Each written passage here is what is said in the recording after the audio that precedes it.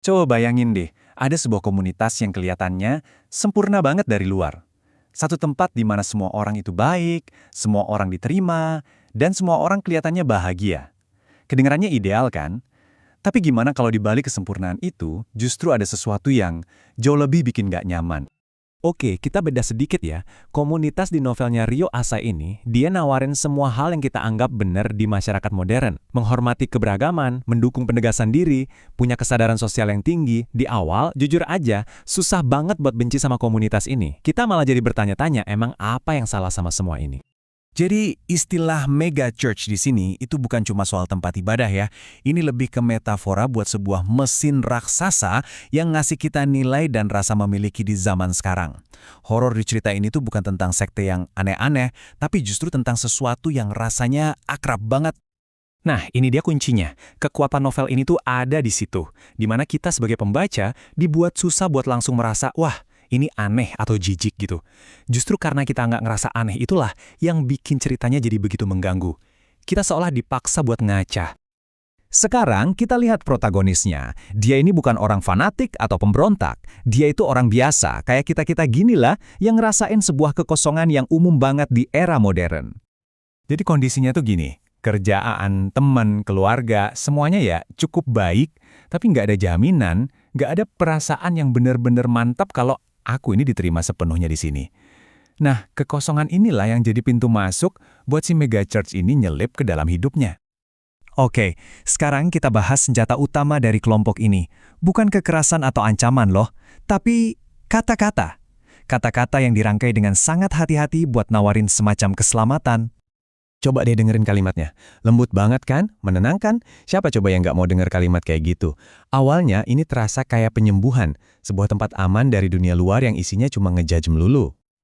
Tapi disinilah jebakannya mulai kelihatan. Di balik kata-kata yang lembut itu, ada syarat yang nggak diucapkan. Supaya bisa diselamatkan, seseorang harus nerima bahasa mereka sebagai satu-satunya kebenaran. Pandangan lain itu nggak diserang frontal, tapi ya cuma dianggap belum tercerahkan atau kurang sadar aja gitu secara halus.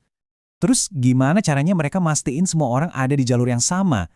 Novel ini nggak nyebutinnya cuci otak, tapi optimalisasi. Sebuah proses yang jauh lebih halus dan personal. Prosesnya ini brilian sekaligus ngeri banget. Niat baik dan keinginan seseorang buat berkontribusi itu justru yang dimanfaatin. Dengan dikasih peran, dipuji, terus dibikin merasa dibutuhkan, cara berpikir mereka jadi selaras dengan sendirinya sama kebutuhan kelompok.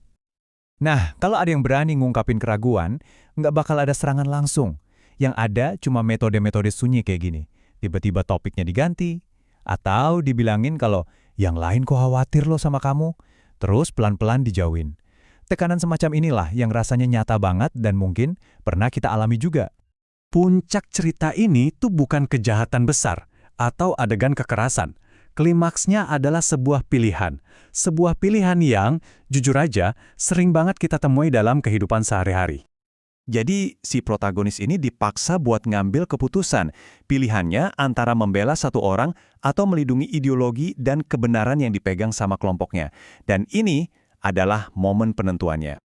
Nah, ini dia poin paling krusialnya. Dengan memilih si kelompok, protagonis ini menemukan keselamatan mutlak dalam kebenaran kolektif itu. Dia merasa benar. Tapi, di saat yang bersamaan, dia kehilangan individunya. Total, dia diselamatkan, tapi sekaligus dirampas. Di titik inilah ceritanya berhenti jadi fiksi dan mulai kerasa kayak cermin. Kengerian yang sebenarnya adalah gimana cerita ini ngegambarin masyarakat kita sendiri. Ini bukan lagi tentang mereka. Ini tentang kita. Gema dari si mega church ini ada di mana-mana di sekitar kita. Di perang komentar media sosial, di budaya perusahaan yang nuntut keseragaman, di tekanan political correctness, bahkan di komunitas-komunitas self-help. Semuanya bisa jadi komunitas kebenaran di mana bahasa, rasa memiliki, dan penyingkiran bekerja dengan cara yang sama persis.